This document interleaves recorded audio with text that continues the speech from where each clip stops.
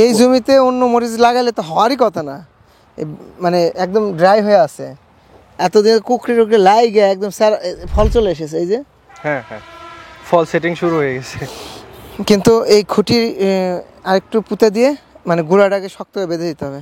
এই সানফায়ার বাংলাদেশের যত জায়গায় গেছে তারা এটা দেখে পাগল হয়ে গেছে এই জাতটা। আচ্ছা, কারণ হচ্ছে যে কোনো গাছে রোগবালাই নাই এরকম একটা, মানে ধরেন এই জমিগুলোতে ভাইরাসে একদম গাছের জরাজীর্ণ হয়ে যাওয়ার কথা। এই যে এখানে উঁচু, জি এখানে উঁচুর মধ্যে থাকা লাগতো, এটা নিচু হয়ে গেছে। তো নিচু যখন হয়েছে তখন কি হয়েছে যে আপনি যখন বৃষ্টি পানি পড়বে এই জায়গাটা জমা হয়ে থাকবে। এটা আপনার নিচু হওয়ার মেইন কারণটা হচ্ছে কি এইখান থেকে গোড়া থেকে যখন হচ্ছে আপনার ঘাসগুলো হচ্ছিল, হ্যাঁ তখন লেবারদেরকে বলা হয়েছে যে তোমরা নিরায়া যাবা, প্লাস হচ্ছে এখানকার ঘাসগুলো উঠে তুলে দিবা, এখানে একটু মাটি দিবা। তো ওরা করছে কি এইখান থেকেই মাটি দিছে, কিন্তু আমি বলে দিছি ড্রেন থেকে তুলে মাটি দিবা। আচ্ছা আচ্ছা, ওরা করছে কি এইখান থেকে তুলে এইভাবে মাটি নিয়ে আসছে। আচ্ছা দেখেন নিচের পাতা ঝাড়ঝাড়া করে দিছিল না, করে দিছিল একদম, মানে কিচ্ছু ছিল না। প্রোফাইটা দিছি, তারপরে হচ্ছে আপনার গতকালকে স্প্রে করে দিছি হচ্ছে আপনার এই নিয়ামত, হ্যাঁ ইউরকা আর হচ্ছে কপাল, ঠিক আছে, এই তিনটা দিয়ে স্প্রে করে দিছি। মরিচের হারভেস্ট হইলেই পরে আপনাকে সার দিতে হবে, টিএসপি, এমওপি, সালফার এগুলো দিয়ে দিতে হবে। কারণ যদি দেন তাহলে গাছের নতুন করে জোয়ার আসবে, ফল সেটিং হবে, না দিলে গাছ দুর্বল থাকবে, জোয়ার আসলে হয়তো ধরে যাবে।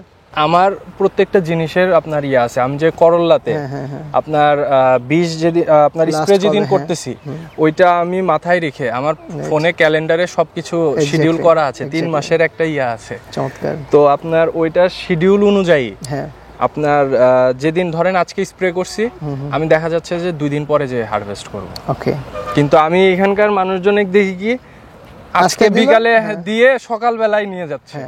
এই গাছগুলো কিন্তু একটা নষ্ট না হওয়ার পিছনে আরেকটা কারণ আছে। আমি গাছের চারা যেদিন দেয়া হয়েছে তার আপনার 2 দিন পরে ড্রেঞ্চিং করে দিছি, যার জন্য আপনার গাছ একদম মানে একটাও নষ্ট হয় নাই, প্রপার মানে খাদ্য পাইছে আর এইরকম চেহারা হয়েছে। যেদিন গাছটা লাগানো হয় সেই দিন হচ্ছে আপনার পানির সাথে ট্রাইকোডার্মা মিক্স করে দিয়ে দেওয়া হয়েছে, মানে গাছ লাগানোর পরে যে পানি দেওয়ার যে দিক নির্দেশনাটা আছে ওইটা আমি ওইটা ট্রাইকোডার্মা মিক্স করে ট্রাইকোডার্মার সাথে পানি দিয়ে মানে গাছের গোড়া ভিজিয়ে দিয়েছি। তার 2 দিন পরে হচ্ছে আপনার এনপিকেএস দিয়ে দিয়েছি। এটা হয়তো আমাদের বাংলাদেশে এখন এই কালচারটা আসে নাই, কিন্তু আমাদের প্রতিবেশী দেশে এই জিনিসটার কালচার আছে, অনেক করে। ইভেন আমি ওদেরকে দেখে আমি পুরা মানে ইন্সপায়ার্ড যে ওরা যেভাবে ফার্মিং করতেছে আমরা তার কাছে কিছুই না। ওরা প্রত্যেকটা গাছে হচ্ছে মেপে মেপে পানি দিচ্ছে ড্রিপ ইরিগেশনের মাধ্যমে।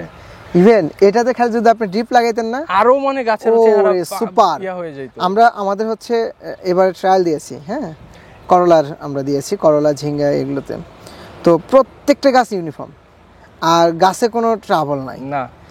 এই যে পানি বেশি কম বেশি যে নিয়ে আমি বেশি কথা বলছি, যে ড্রেন এইরকম অবস্থা এই অবস্থা বলতেছি না, যে বেড উঁচু করেন, এটা সবই তো পানির জন্য। হ্যাঁ একদম, কারণ পানি বেশি তো আপনার গাছ শেষ, পানি কম তো আবার গাছ শেষ, তাহলে করবেন কি? এই জায়গাতে আপনি যদি শেড নেট ফেলাই দেন, এই শেড নেট আপনার মিনিমাম 4 বছর যাবে। তাহলে 4 বছর যদি যায়, এক একটা প্রজেক্ট বা একটা সিজন ওয়াইজ আপনার 10,000 টাকা করে গড়ে খরচ পড়ে। 10,000, তো 10,000 টাকা খরচ করে আপনি কত টাকার নিশ্চয়তা পাইলেন খেয়াল করছেন? এই সময় গাছ ভালো থাকতেছে, এই সময় মরিচ ভাই আপনার যত স্মার্ট ফার্মিং করেন না কেন, গাছ টিকানো খুবই চ্যালেঞ্জিং, কারণ টেম্পারেচার। সো ওই জায়গাতে আপনাকে যখন শেড নেট দিবেন এইটুকু নিশ্চিত যে 50% আপনি নিশ্চয়। ওই যে আপনি আপনার একটা ভিডিওতে একটা কথা বলছিলেন যে আমাদের যখন গরম লাগে অথবা বৃষ্টি হয়, আমরা তো ঘরের মধ্যে ঢুকে যাইতেছি অথবা এসির মধ্যে ঢুকে যাইতেছি, গরম লাগলে গাছ কই ঢুকবে, এমন অবস্থা। এই জন্য শেড নেট যদি দিয়ে করা যায় আরো বেটার। এখানে বৃষ্টিও কন্ট্রোল হয়, যদি আপনি খালি জাস্ট এই সোয়ের মতো করে দেন তাহলে বৃষ্টিও কন্ট্রোল হবে, আপনার আবার হিট টেম্পারেচারে কন্ট্রোল হবে। সো এটা আমরা এই বছর ট্রায়াল সেট করতেছি, এটা দেখে আগামী বছর বলবো ভাই এইভাবে আর করা যাবে না, আপনাকে ওইটাতে যেতে হবে। কারণ যত বেশি রিস্ক ফ্যাক্টর কমাবেন তত আপনি টিকে থাকতে পারবেন। রিস্ক মানে আপনি শেষ, এখানে আসলে তো অনেক কঠিন একটা পেশা।